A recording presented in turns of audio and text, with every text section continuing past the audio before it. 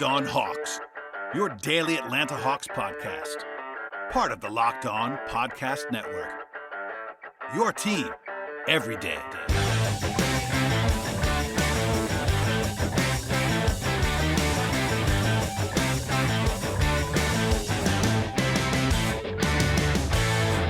Hello, friends. Welcome to episode 1194 of the Locked On Hawks podcast. I am your host, Rowland, coming to you on a Tuesday evening into Wednesday. Today's show is brought to you by PrizePicks. Check out PrizePicks.com. Use the promo code NBA. Go to the App Store. Download the app today. PrizePicks is daily fantasy made easy.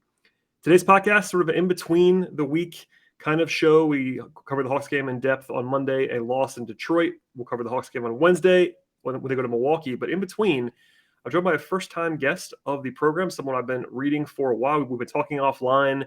He's been digging in on the Hawks quite a bit. Mat Issa of Basketball News and other places. You can plug all the stuff that you'd like to, but welcome to the show, my friend. Thanks for having me, Brad. It's a pleasure. Huge fan of the show, huge fan of the network.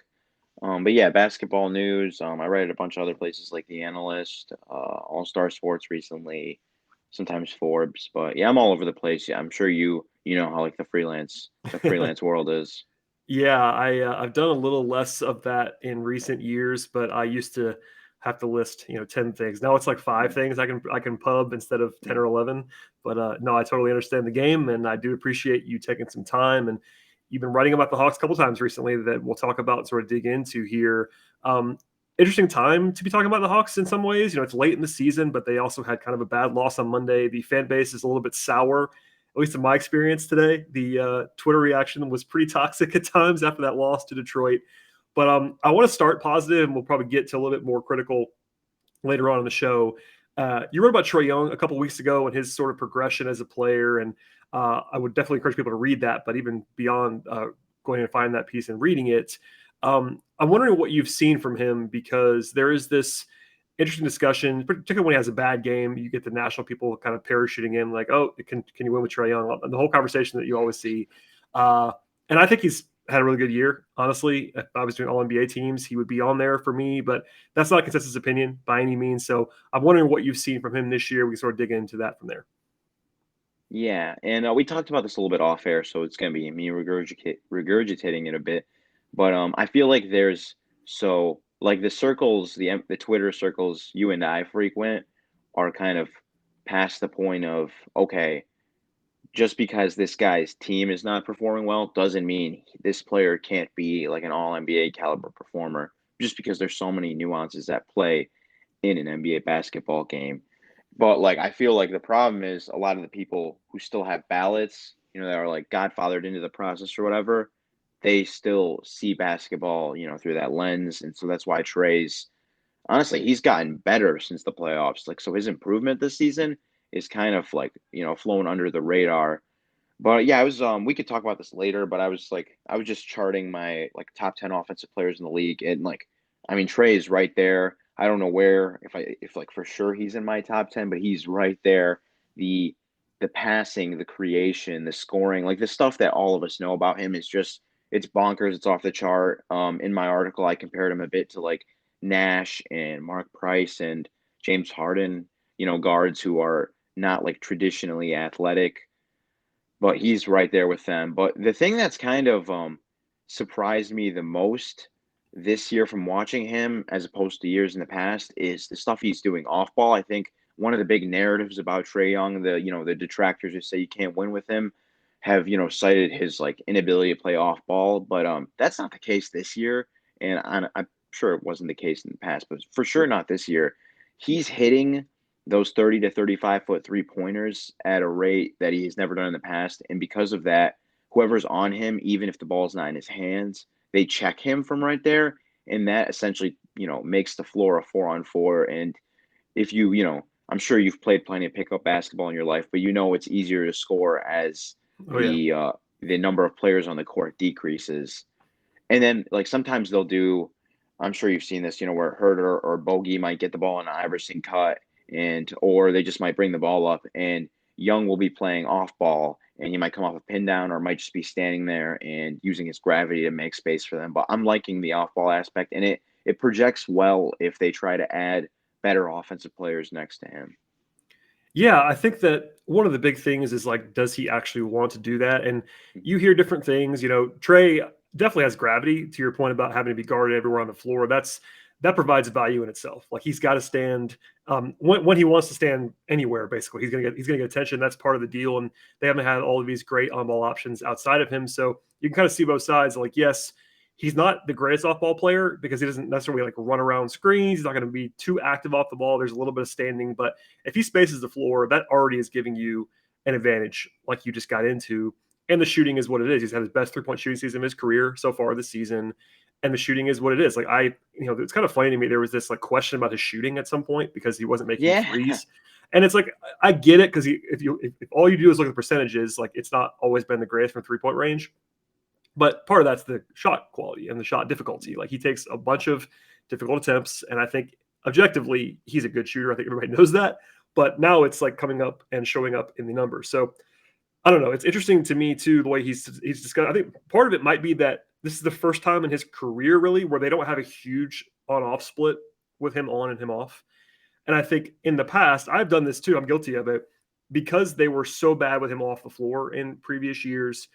It's an easy way to combat the narrative because someone will come on my podcast or come on ask me a question about Trey, and I'll be like, look, it's not Trey's fault that they're terrible when he's off the floor. And this year they haven't been as bad. Like they're still not good when he leaves the floor, but they've gotten better play from guys like DeLon Wright and Lou Williams that they've had in the past from the backup spot. And it's not been quite as big of a catastrophe overall. Now the offense does crater when he leaves the floor, which you might have said if I didn't just say it. But it's really interesting to kind of see all the numbers put in place. And at the end of the day, some people are just not going to vote for him for All NBA or anything like that if he's going to be on a 500-ish team.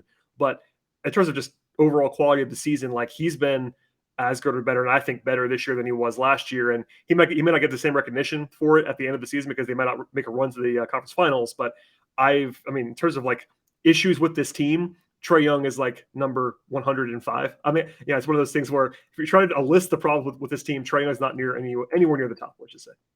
Yeah, and it's just funny, like the winning bias stuff. Like, I would say he's better than the version of Trey Young we saw in the conference finals last year. But like, if you ask some people, like, oh, that version of Trey Young is somehow better, but no, he's taken a leap, and it's very respectable.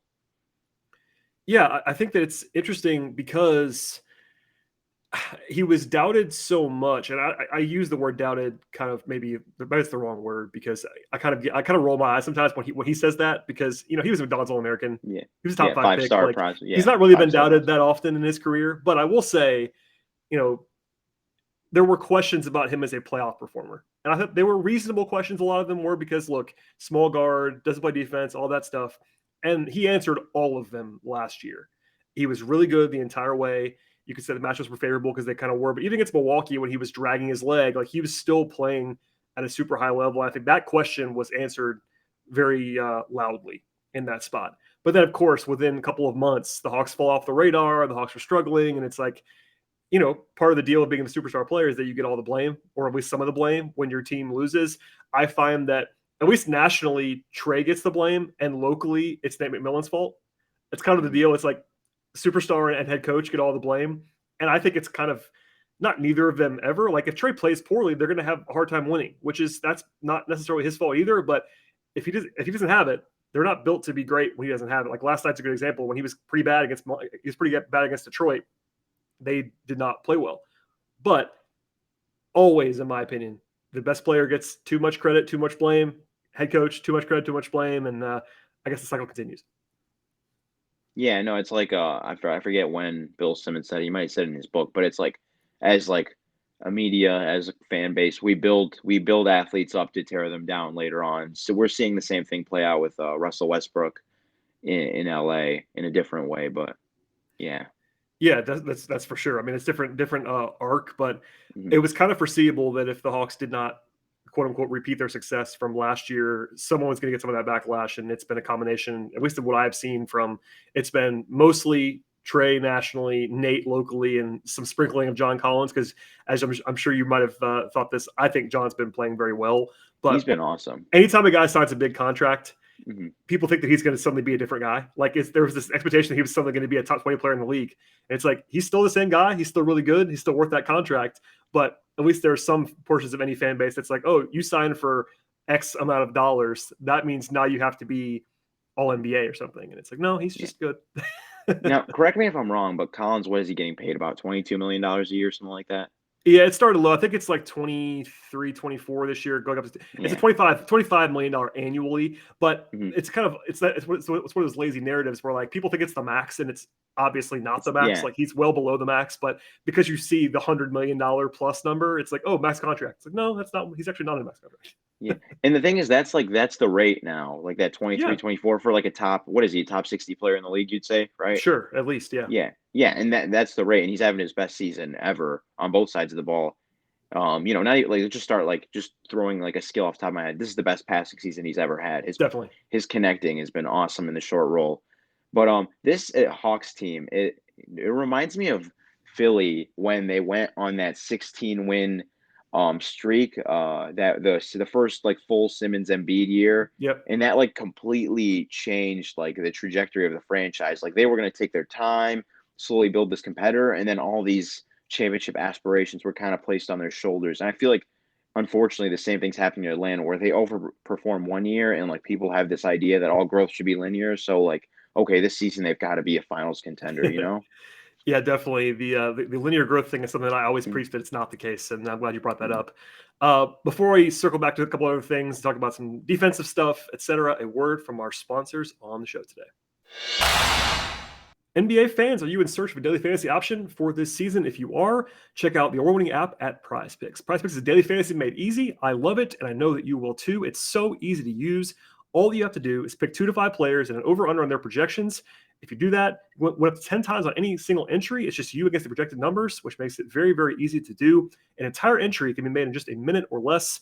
And PrizePicks is also safe, and they offer fast withdrawals. They have props on almost anything you can think of, including points, rebounds, assists, even steals. And they have mixed sports in terms of their entries. You can, if you're really into MMA or soccer or even college hoops, you can pair those things together and use all those skills at the same time. For a limited time, PrizePicks has an exclusive offer for all of our users, and that is a no-brainer, honestly, to sign up. $50 for free if a player in your first PrizePicks entry scores even a single point if you use the promo code NBA. That's right, exclusive offer for Locked On fans. Sign up today, use the code NBA, and get $50 for free if a player on your first entry scores a single point. Check it all out at PrizePicks.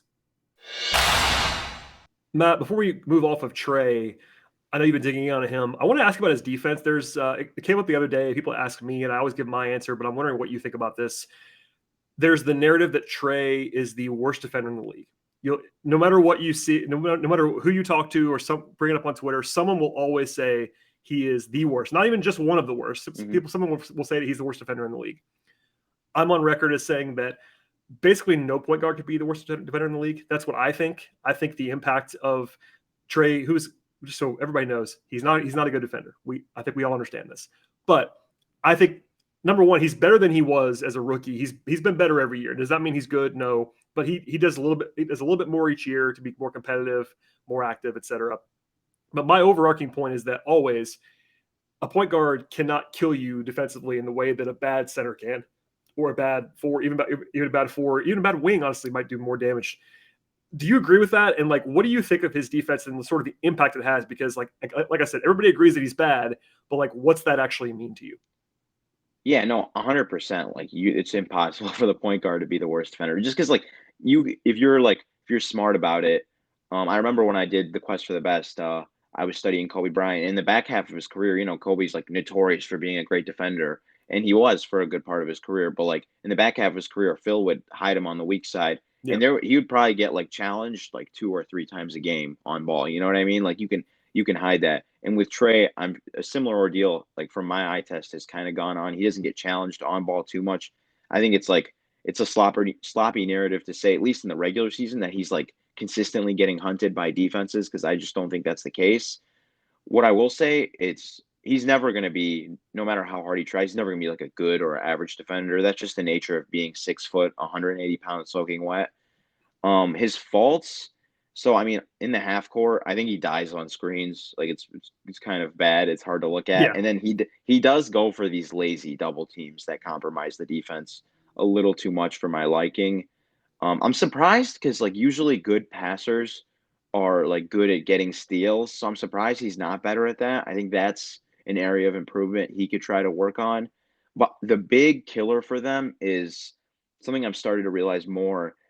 Your transition defense is really dependent on your lead initiator in on offense. Because if Trey's the head of the snake, he's going to be the first guy back on defense. So he, at least for a couple seconds, is your backline defense.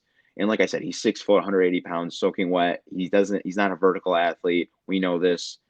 And that's probably part of the reason for their transition struggles this year that have been like well documented. They're really bad transition defense. So I think that's where he's really killing them. And they've got to figure out something schematically to neutralize that.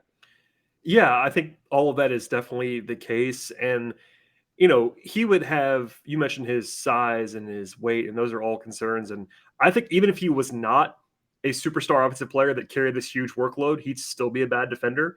And then you throw in the fact that has a 35% usage rate, and like it makes it even less likely because he's got less energy to spend on defense, and it's the whole cycle over again. And doesn't mean that you can't build a competent defense. That's kind of what I would say. Like, yeah, if you have a bad center as one of your best players, a bad defensive center, it's really, really hard to build a good defense. Not impossible, but really, really hard. It's a lot easier if it's a point guard. The problem is you got to be great everywhere else. No, go ahead. I was just gonna say, like, I mentioned Steve Nash and the 2002 when I was doing my research for one of my Hawks articles, the 2002, 2003 Dallas Mavericks with Steve Nash and Dirk Nowitzki in the starting lineup. So two really bad defenders historically. They had the 9th best defense in the league, based on defensive efficiency. So like it is 100% possible with just like one weak link.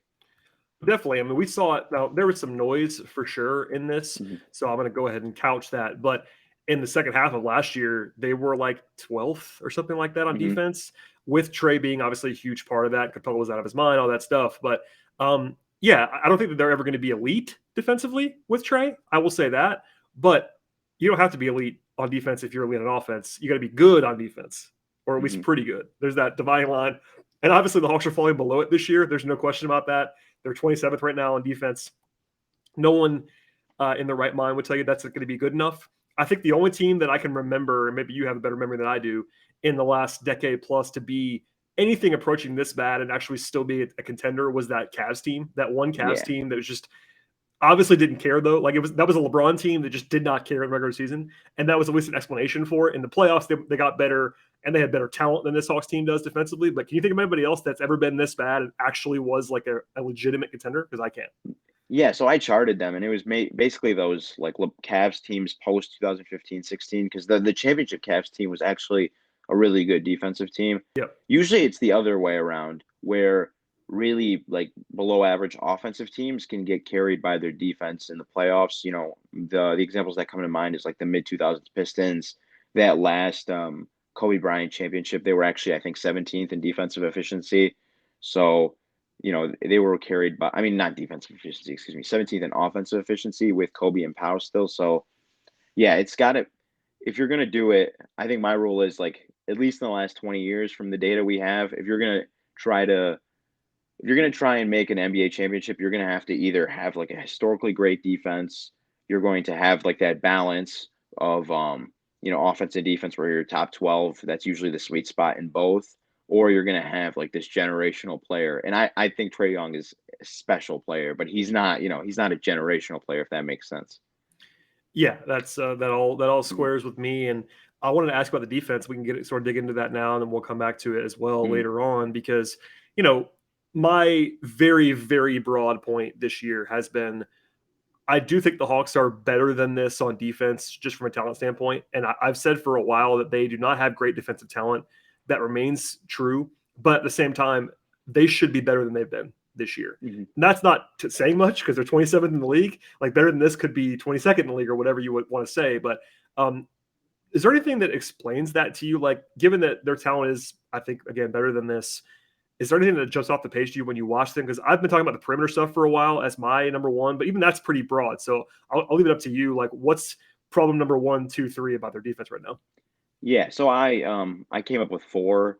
The first one we kind of talked about. I think like something that any team can do, just grab the low-hanging fruit. You got to communicate more. There's so many times where I'll see like a guy like calling, okay, hey, cover this, like, Gallo. I remember this one play I pointed out in my article. Gallo was telling Lou, "Hey Lou, you've got to load up here so I can go cover the weak side." And Lou just like was kind of minding his own business. He freelanced it, ended up in an open Malik Monk 3. But just things like that, like you can fix, and that's kind of weird to me because like McMillan has historically been a really good defensive coach. So you think like they would have that stuff nailed down. But so there's that. I think the transition defense we talked about a little bit. That's a huge problem. The pick and roll defense, we're gonna talk. Me and you kind of we had a little bit of debate about the pick and roll defense, and then the perimeter defense. I agree with you at the point of attack. I think DeAndre Hunter's awesome, but it's that second point of attack defender that's really kind of questionable to me. And I was gonna ask you while we're on the subject of perimeter defense, are you comfortable with either Herter or Bogey being your second best point of attack defender? It's interesting. I don't think that you want that. I think in a vacuum, in an ideal world, you don't want to pair either of them with Trae Young on defense. That's just kind of the reality of the situation. I do think that in certain circles, there's some laziness with regard to, like, for instance, Herter in particular. There's this notion that he's a bad defender, and that's not really the case. Like, he's okay. Like, he's not great. He's not like a huge stopper. But I think because you see Kevin Herter, skinny white guy from Maryland with red hair, you think he's a bad defender. And like as a rookie, he was pretty bad, and as a second-year player, he's got better every year. And I think he's generally a kind of a neutral now, which is fine. And I think that Bogey, now that he's gotten a little bit healthier, has been better this season. I think earlier this year, Bogey was pretty flagrantly bad, to be honest. But his baseline is higher than that. Like, he's acceptable defensively. But to your point, I think it is hard when you have Trae on your team to have only one guy in your lineup on the perimeter that's a plus, and that would be the Hunter role, of course. And you're also playing two bigs. I mean, Collins, I think, has done a great job playing as a primary four, but it's not like you're playing, two small forwards together at the forward spots. Collins is like a 4.5, much more than like if you're the Celtics and you're playing Jaylen Brown and Jason Tatum together, you can play two small guards and get away with it a little bit easier. Mm-hmm. If you're the Hawks and you're playing two bigs and Trae, you probably need ideally to have a second guy that's better than that. And I think you've seen when DeLon Wright plays, their defense gets better. Now he hurts their offense, and I love DeLon Wright, but he hurts their offense. So it's like, which one do you want to get? But to answer your question, no, I think at the highest levels, it is a reasonable concern to say, look, we already have this one huge target guy in the backcourt. Not that Herter and Bogey are that bad, but they're not big pluses either, and that's a problem. Yeah, and I think like when you're building this team, you have to keep in mind the idea that Trae Young is such a good floor raiser on offense at this point that you're pretty much guaranteed a top 10 offense to me. So I think you can be a little bit more flexible with like some of the pieces you put around him, like worrying. So I think it's okay to like, next year if there were to like replace, I don't know, Bogey for like a guy who's 80% of what he is offensively, but like is also like a 10% upgrade defensively, I think that's okay. You know what I mean? Wouldn't you agree? Yeah, I don't know. The whole thing is, it's so crazy to me to think about. This is kind of off topic, but it's also not. There's always this question about whether the Hawks need a number 2 star on offense. And it's like the guys who are brought up, it's Donovan Mitchell. I heard you. Yeah, and it's like, I know I've said this before on the show, but because we were just talking about this, yeah, it would help their offense, but like, that makes your problems worse too. Like it's kind of like the theory of, do you want to strengthen the strength or weaken the weakness? And it's like, I don't know which one of those you want to do. But I think ideally, if they have, barring what I would say is not a miracle, but certainly unexpected run this year, I'm expecting the Hawks to do something different on the perimeter. I don't know what's going to be. The local one is like, okay, we'll trade Capela. We're going to get into this in a second. But beyond the Capela Okongwu thing, it's going to have to get sorted out at some point because you have these two, high-profile assets at center who are one-position players. I think between Herter and Bogey, maybe even Hunter, but one of those guys, or you bring somebody on top of them, it's gonna change. I don't think they're going. I think after this season, them going in with the same wing group of those three guys only is not likely in my mind. But we'll see. This was a side note I had in my notes. I wrote it like really big just because like the possessions I watched were tough on defense, but Gallinari at the 4 cannot be a thing ever again. Well, that's the other problem is that he can't play the 5 either, though. Yeah. It's the thing. Like Gallo, God love him. He's been a really good player for a long time. He's still a good offensive player. He really does bring value on the end of the floor. But, not breaking into ground here. He's really tough to play.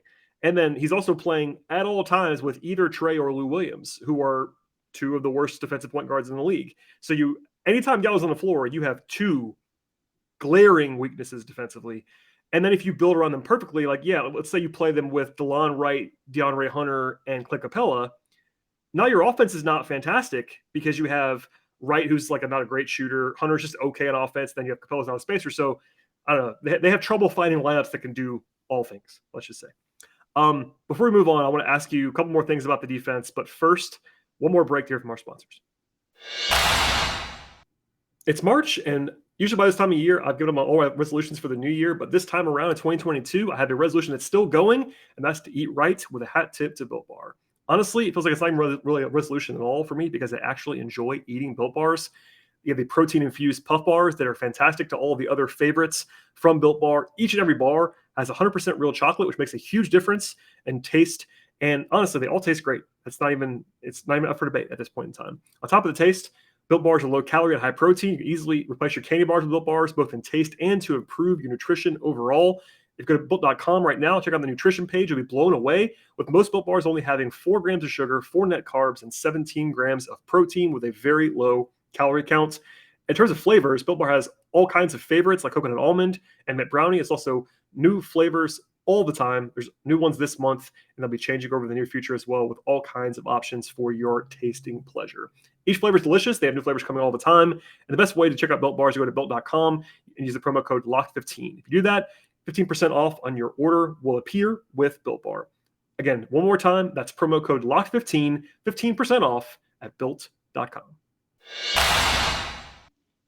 All right, Matt, let's get into more of the discussion we were going to have. I want to make sure that we don't short shift it about the defense, because you wrote about the defense this week. I thought I enjoyed the piece. And it gets to what Hawks fans always ask me about, so I'm going to pass it along to you. There's this delicate balance right now with Okongwu and Capela where they're not going to play together really ever. And Okongwu is this lottery pick, mega talent. I love him. I had him 4 in that draft. Love the pick, even as a strength that they already had, et cetera. And Capela, I think after a slow start, has been better recently and is playing well again. But he's also they gave him an extension, which was pretty interesting timing on that deal. But at the end of the day, there's 2 discussions. It's like, one, who should play more now, and then there's also the when do you move on for Capela to go to Okongwu, because everyone agrees, even people that love Capela, like I think Capela is really good. I will still tell you that you don't draft Okongwu at 6, have him kind of showing signs of breakout, and never let him just go as the guy. So what do you make of that situation? Because I think in reading you, I think you're a little bit higher on Okongwu right now than I am potentially. Maybe it's a little bit lower Capela, one of the two. But what do you make of that whole mess the Hawks? And I say mess, it's really a good problem to have both those guys. But no, it is a great problem. Yeah. Okay. Well, I have a question for you really quick. But is it just me, or does it look like Capela is he's not moving the same anymore? Yeah, I think it's been better recently. And by recently, I mean last couple of months. I think early in the season in particular, he was not the only guy. This is probably the case with Bogey too on a lower level. They missed the whole offseason, and I think that really hurt him. Even last year, it wasn't quite as severe, but the first 10 games of last season, when I thought Capela was a top 7 defender in the league last year, he was really, really good. But early in the year, it was what's going on with him? And this year was kind of the same thing, a little bit less. He's not been as good, even as someone who defends him. He's not been as good this year as he was last year, full stop. But I think that he's been moving better since the Achilles got a little bit healthier. But it's a concern. I mean, he's had Achilles issues for 3 years now. He's a 27, 28-year-old center. It's not going to probably get a whole lot better. And on the perimeter, I think this might be what you're seeing too on some level. They're asking him to show more than he was in the past. Mm-hmm. Yeah. I think to make up for some of the perimeter issues that they're having, Nate's just trying a little bit more different stuff. They're having him more at the level than he was. Last year, he's almost always in drop. And that's what he is right now. I think Capela in Houston was much more mobile. Now he's a drop guy. It's just what he is. Whereas Okongwu is this incredible young athlete. He can show, he can do all these things. But I think that asking Capela to play at the level more is not going to make him look better, if that makes sense. So it's a combination of all those things. I think he has probably taken a half step back, but also they're just Nate, I think, just sees what's going on and is like, all right, I got to try something else because the drop's not working. But I don't really think it's Capela in the drop that's not working. It's the perimeter guys. So it's like, what do you want to fix? It's all kind of connected.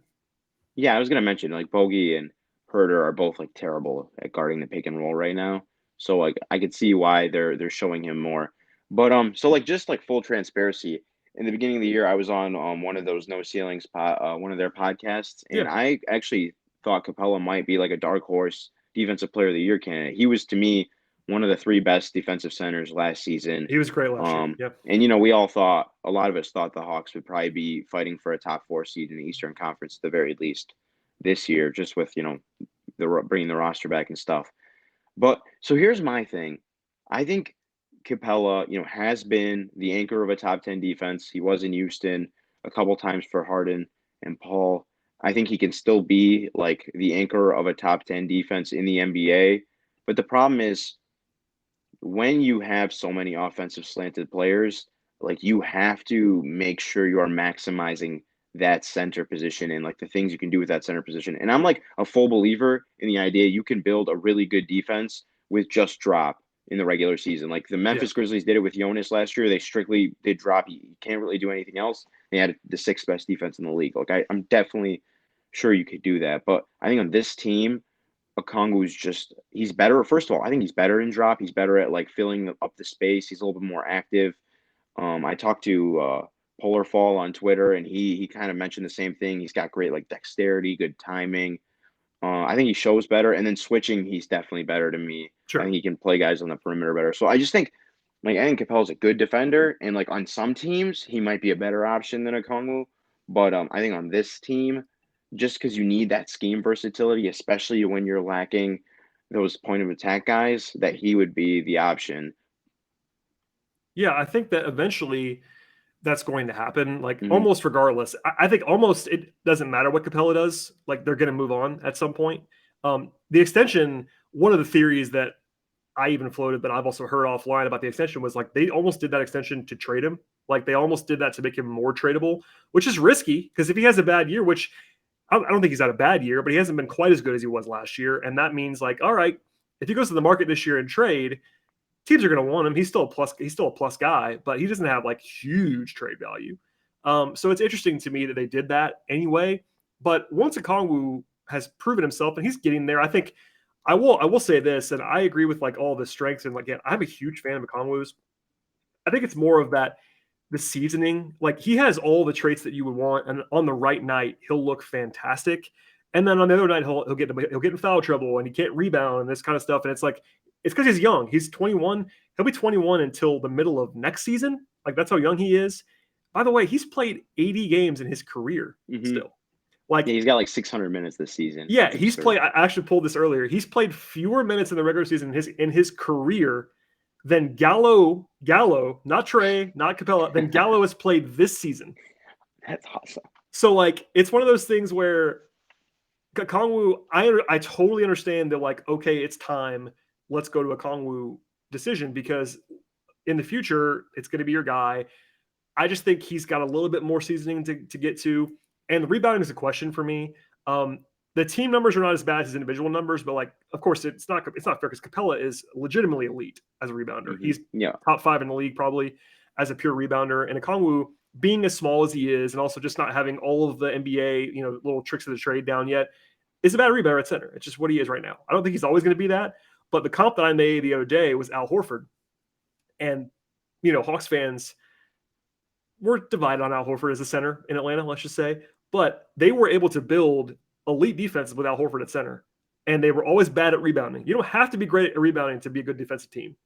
And that might be the path for Okongwu when they sort of transition into that. Be a little bit smaller, a little bit more mobile, and see what happens there. But, I'm interested to see what they do within the rest of the year because he just missed time again with concussion. I don't know how much he's going to play. There were times a few weeks ago when they kind of flirted with him playing more than Capela or as much as Capela. And then Nate will go back to Capela playing, 65-35 against Okongwu. So I don't know where that's going to land this season. It might be matchup driven, but I'm hoping, fingers crossed, that Okongwu is just healthy from this point on and he can kind of get established as to what his role is going to be both this year and then eventually when they sort of turn it over, it'll be pretty obvious.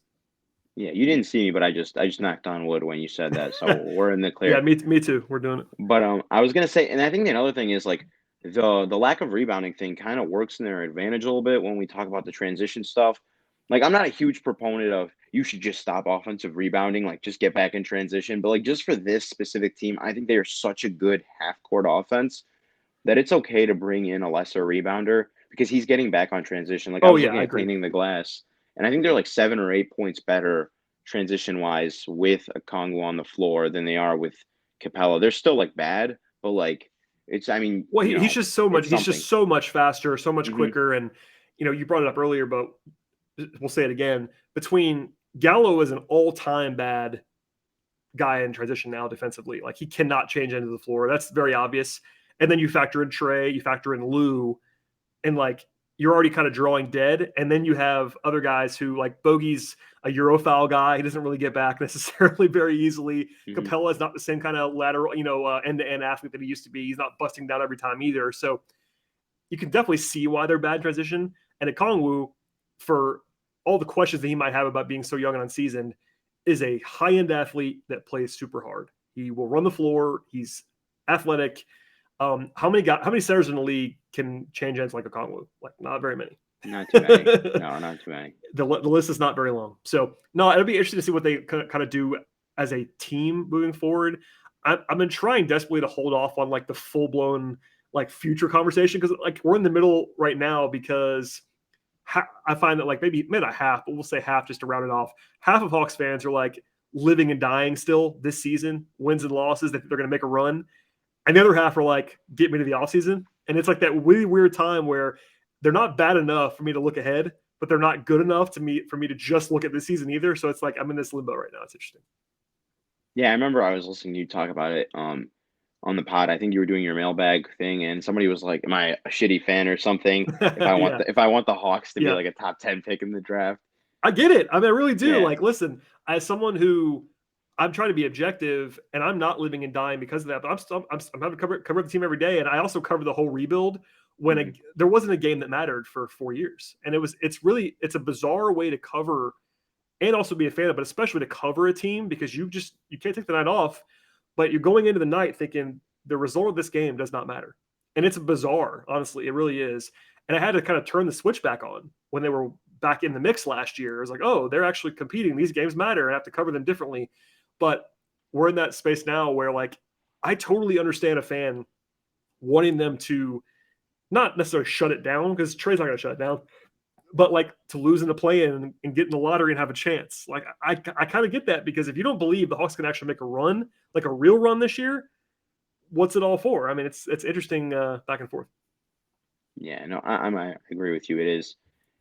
It's peculiar, and I give you credit. That's why like I just cover the league at large because I don't know, I couldn't be on the nose like of a team like that, just living and dying with them, experiencing the highs and lows. It's too much for me. Yeah, it's interesting. Like people know this, probably know this, but maybe our new listeners as well. I was a season ticket holder and like a big Hawks fan in college, and I once put my tickets on a credit card when I didn't have the money to pay for the tickets, which was an aggressive decision in college.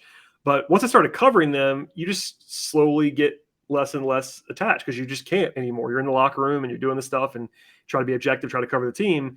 And I cover the league too. So it's Mhm. this interesting balance. But I started the podcast. They were pretty good when I started the podcast. It was 2016, kind of in the late Millsap era before Dwight. And if I had any fandom left in me, the Dwight season removed it from me.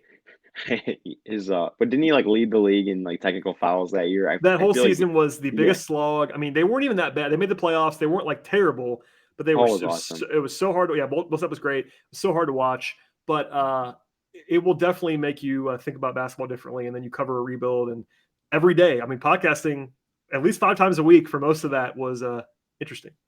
Yeah, and I mean, you talk about being like objective. Like this is way out of left field, but like my girlfriend's dad or like my girlfriend's family, they find out like, oh, you're a sports writer. Like, who's your favorite team? I'm thinking about it. I'm like, honestly, I don't really have one anymore. Yeah, They're like, oh, what do you like about the sport? I'm like, I don't know. I really like it. Like when I just love see like basketball. yeah, I just like I don't know when I see a defender like blow up a lob or just something like that no one else cares about. I'm like, yeah, I like that. I don't like any teams. I don't like any teams or players. I have to be objective. I'm sorry. Yeah, I find myself doing that too, and appreciating the little stuff for sure.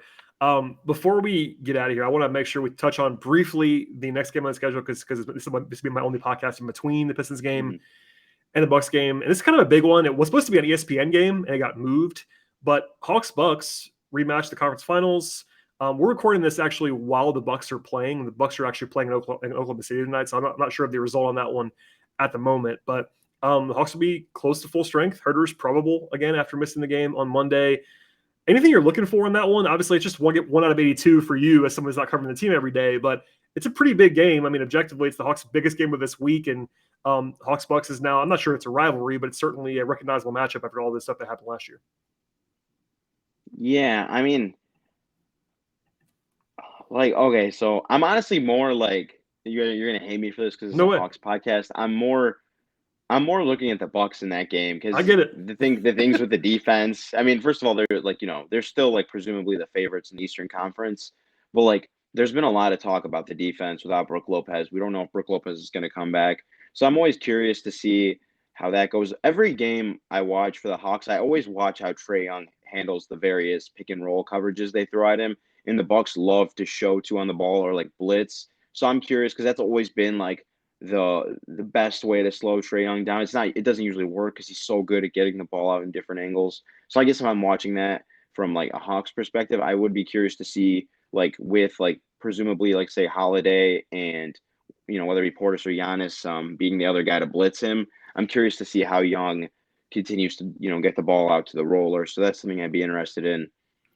Yeah, the Hawks have had success against the Bucks this year. They're actually 2-0 against Milwaukee, and we'll see if that continues. I would say we don't know the betting line just yet on that one, but as long as Giannis plays, the Hawks will not be favored. I would not imagine at tip-off in that one. But as we saw on Monday, anything can happen in this league. They lost to Detroit, and maybe they'll go into Milwaukee and sort of make up for that one. But I'm looking forward to seeing adjustments like you said. And Milwaukee's, they're not like totally shorthanded, but tonight they're playing without, Lopez and Hill's been out for a while, but, Pat Connaughton's out too, and Grayson Allen didn't play tonight. So, like, they're kind of short of guys. Like, they don't have this super deep team right now. They have the guys that are their core guys. They have their best three guys plus, Portis and whoever else, but they don't have a ton of depth. So maybe the Hawks can take advantage of that. And if Herter plays, it'll be the first time in a while the Hawks have been at full strength too. So that's something to see. And we'll see if they can sort of utilize that and not have to stretch as much, because last night they had to play I should say they had to. They decided to play Trey and Lou some together, which I don't always love.